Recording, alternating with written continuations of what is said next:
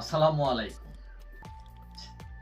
দেশ বিদেশ টিভি থেকে হুসেন বলছি। আমার চ্যানেলে সবাইকে স্বাগত।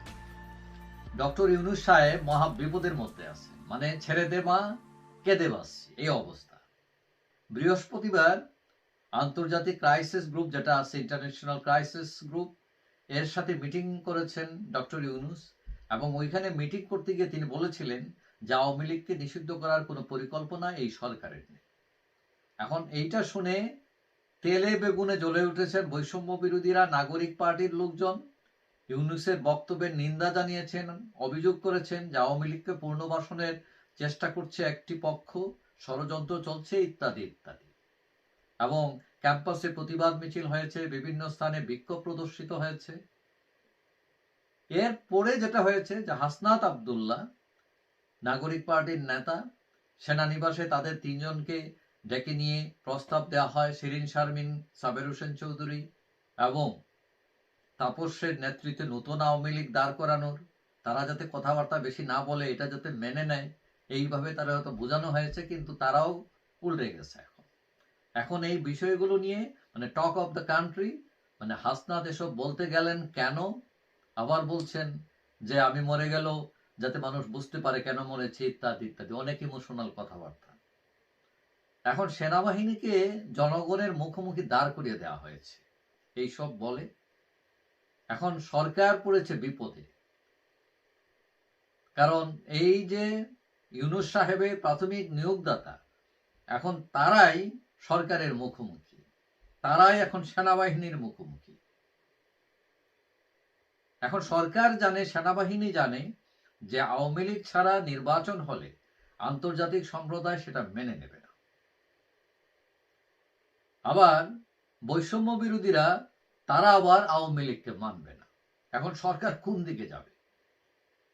এখন সেনাবাহিনী হয়তো বোঝানোর চেষ্টা করছে যে আওয়ামী লীগ তো একটা বড় সংগঠন, মানে যদি শেখ হাসিনা মানে তাদের ড্রাইভার খারাপ হলো, গাড়ি তো খারাপ না, এত বিশাল দলকে তো আর আটকানো সম্ভব না। আওয়ামী লীগের যারা ভালো আছেন তাদের দিয়ে শুরু করা যায়, কারণ তাদেরকে তো রাখতেই হবে, কারণ যেহেতু ফেলে দেওয়া যাচ্ছে।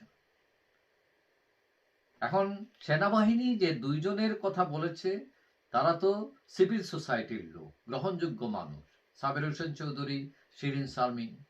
এবং এটা আমার মতো সেনাবাহিনীর প্রস্তাব মানে খারাপ কোনো প্রস্তাব না এটা। কিন্তু এই যে নাগরিকেরা, ছাত্ররা, বৈষম্য বিরোধীরা, তারা বেঁকে বসেছেন। তার সাথে আরো কিছু ছোট ছোট দল আছে, এবং বিএনপি, জামাত, এরা অনেকটা টেকনিক্যাল পজিশনে। হ্যাঁ, ওরা মানে গলা ফাটিয়ে কিছু বলে না, নরম সরম করে বলে আর কি। কিন্তু প্রশ্ন, দেশের 50% মানুষের প্রতিনিধিত্বকারী দলগুলোকে বাদ দিয়ে নির্বাচন হলে সরকারও এই ব্যাপারে রায় পড়বে। আর এই যে বৈষম্য বিরোধীরা, নাগরিকরা, তারা যেটা হইচই করতেছে, তারা কতজন মানুষের, কত পার্সেন্ট মানুষের প্রতিনিধিত্ব করে?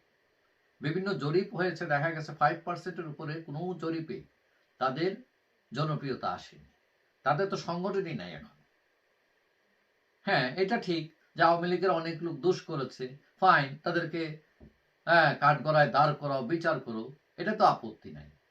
কিন্তু একজনের জন্য হাজার জনকে আটকায় রাখবা, তার অধিকার নষ্ট করে দেবা, এইটা কোন ধরনের আইন? আমার ধারণা বৈষম্যরা যতই লাফালাফি করুক না কেন, ওই যে মোল্লার দৌড় মসজিদ পর্যন্ত। সেনাবাহিনী চাইলে তাদের না চাওয়া চাওয়া কিছু যায় আসে না। এখন গণেশ যে কোনো সময় উল্টে যেতে পারে। সুতরাং বলা যায় যে এই বর্তমান যে পরিস্থিতি, এই পরিস্থিতি কোন দিকে কখন মোড় নেয় এটা অনিশ্চিত। তবে সেনাবাহিনী যেহেতু আমাদের দেশে একটি শক্তি, তারা চাইলে সোজা হাতে যদি ঘি না ওঠে, বাঁকা হাতে বাঁকা আঙ্গুলে হলেও ঘি তারা তুলে ফেলতে পারবে, সেই সক্ষমতা তাদের আছে, যেটা এই বৈষম্য বিরোধীদের নেই, নাগরিকদের নেই। এবং এই ক্যালকুলেশনটাও পাবলিক জানে, কিন্তু দুঃখের বিষয় তারা নিজেরাই জানে না সেই ক্যালকুলেশন। যাই হোক, সবাই ভালো থাকবেন। আশা করি দেখা হবে অন্য কোনো ভিডিওতে ইনশাআল্লাহ। আল্লাহ হাফেজ।